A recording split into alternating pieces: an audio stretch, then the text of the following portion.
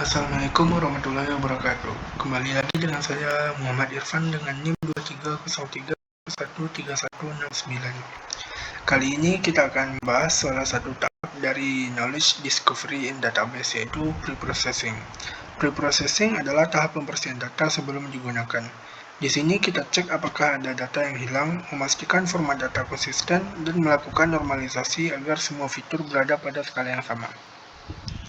Dengan preprocessing, kita mengubah raw data menjadi clean data. Kegunaan preprocessing adalah untuk meningkatkan kualitas data sehingga hasil analisis lebih akurat. Dengan preprocessing, kita bisa mengatasi data yang hilang, mengurangi noise, menyamakan skala antar fitur, dan membuat data lebih mudah dipahami oleh algoritma. Intinya, preprocessing membantu model bekerja lebih baik dan hasilnya lebih dapat dipercaya. Ada 3 poin yang akan kita bahas di preprocessing kali ini. Yang pertama, penanganan missing value. Ada 2 cara yang dapat dilakukan untuk penanganan missing value. Pertama, delete data. Artinya, baris atau kolom yang memiliki nilai kosong dihapus. Biasanya dipakai kalau jumlah data yang hilang sedikit sehingga tidak berpengaruh besar.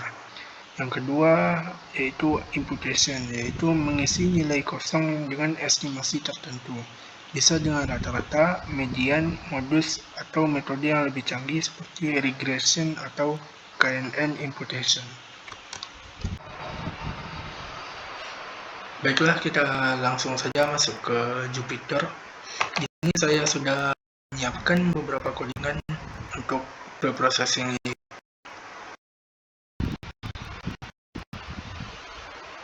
Yang pertama itu kita import library pandas dengan perintah import pandas spd. Ini untuk berfungsi untuk mengolah data dalam bentuk tabel atau data frame. Selanjutnya kita akan membaca file Excel yang berisi data curah hujan. Di sini saya sudah sediakan filenya dan kita bisa langsung panggil saja. Tinggal di print, akan menampilkan hasil seperti ini, yang dimana pada data ini ada nilai yang hilang, yaitu pada bulan November.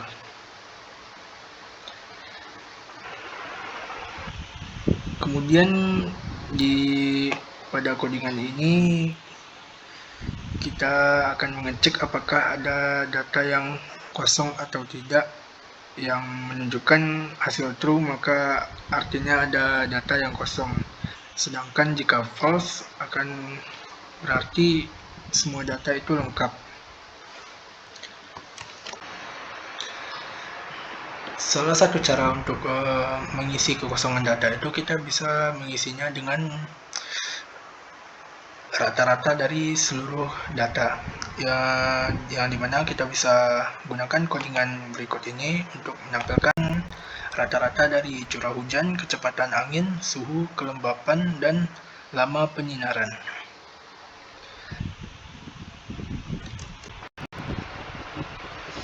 Selanjutnya kita bisa membuat dataset baru yang bernama curah hujan 1 ini, yang akan diisi oleh yang bagian kosong dari dataset curah hujan akan diisi oleh rata-rata yang sudah kita panggil tadi. Dan saat dipanggil datasetnya, maka yang kosong tadi juga sudah terisi oleh rata-rata dari data yang ada. Tidak hanya rata-rata, kita juga bisa mengisi data yang kosong dengan median dari dataset. Dengan menggunakan codingan seperti ini, lalu akan menampilkan median dari curah hujan, kecepatan angin, suhu, kelembapan, dan lama penyinaran. Sama dengan langkah tadi, kita akan membuat dataset baru yang bernama curah hujan 2 yang akan diisi oleh median dari dataset yang di awal tadi. Lalu saat di print akan menampilkan dataset yang kosong tadi akan diisi oleh median dari data-data yang ada. Kemudian kita akan masuk ke poin kedua, yaitu rescaling data dengan metode min-max. Teknik ini mengubah data ke rentang tertentu, biasanya 0 sampai 1, sehingga semua fitur punya skala yang seragam. Min-max merupakan metode yang dianjurkan untuk kasus-kasus berbasis time frame, analisis, dan forecasting. Perhitungan dari metode ini dilakukan dengan mengurangi data yang asli dengan nilai minimal dari fitur tersebut. Kemudian hasil tersebut dikalikan dari hasil pengurangan nilai maksimal yang baru dengan nilai minimal yang baru, dan kemudian dibagi dengan nilai max dan min data di setiap fitur terakhir ditambah dengan nilai min yang baru.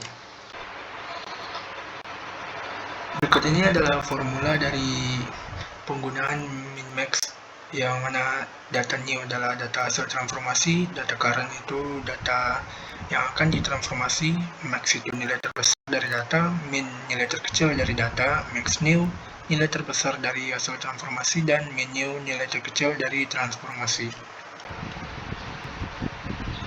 Kita lanjut ke Jupyter lagi. Di sini kita akan mengimport library pandas, lalu NumPy, dan mengimport min-max scalar dari scikit-learn. Karena data yang diperlukan sudah ada, yaitu shopping_data.csv, maka kita tinggal buat dataset dengan memanggil data yang ada dengan direktori yang ada pada laptop masing-masing. Lalu saat dipanggil maka akan menampilkan seperti ini. Terdapat customer ID, genre, age, annual income, dan spending score, yang mana ada 200 baris dan 5 kolom pada data CSV tersebut. Berikutnya kita akan coba pisahkan data yang akan ditransformasi, dan kita akan melakukan rescaling menggunakan min-max scalar. Pertama, dataset itu akan diubah ke bentuk array agar lebih mudah dibaca. Selanjutnya kita akan pisahkan variabel input atau fitur pada kolom age, annual income, dan spending score. Dan untuk kolom customer ID dan genre akan dipisahkan sebagai informasi tambahan. Tahap berikutnya yaitu melakukan normalisasi data menggunakan metode min-max scalar.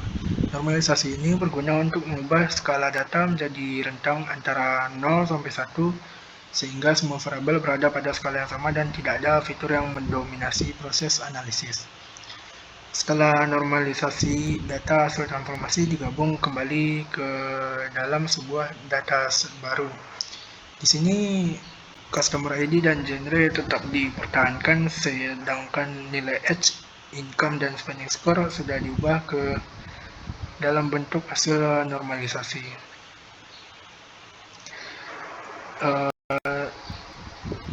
Terakhir kita tinggal panggil saja dataset yang sudah dibuat tersebut, yaitu dengan print dataset_new1 ini, dan akan menampilkan seperti ini.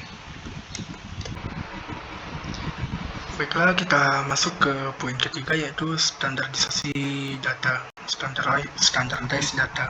Berbeda dengan min-max, standardized mengubah data sehingga punya rata-rata 0 dan standar deviasi 1. Ini penting agar algoritma tidak bias terhadap fitur dengan nilai yang lebih besar. Standardized ini adalah metode yang sering digunakan dalam berbagai penelitian berbasis data mining. Perhitungan metode ini dilakukan berdasarkan nilai rata-rata dan standar deviation dari data. Berikut ini adalah formula dari standardized data yang disimbolkan oleh Z. Lalu X itu adalah data yang akan distandarisasi, X bar itu rata-rata dari data, dan S itu simpangan baku dari data. Baiklah, untuk pengujiannya kita akan kembali ke Jupyter lagi. Untuk pengujiannya kita tetap akan menggunakan data shopping yang tadi. Pertama kita akan mengimport library standar scalar dari scikit-learn. Selanjutnya itu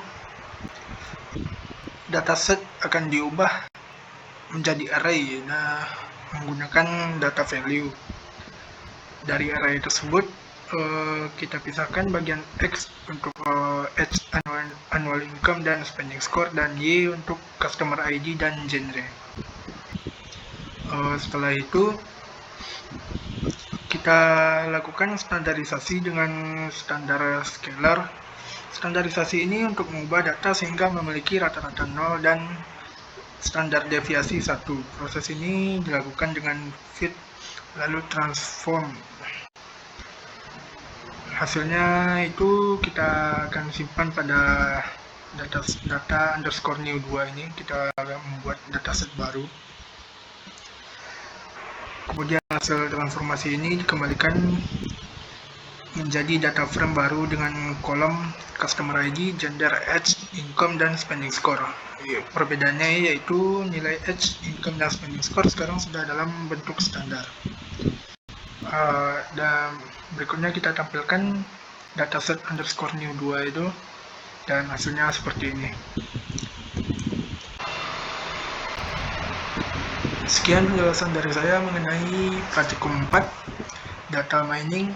Mohon maaf apabila ada salah kata. Saya ucapkan terima kasih. Wassalamualaikum warahmatullahi wabarakatuh.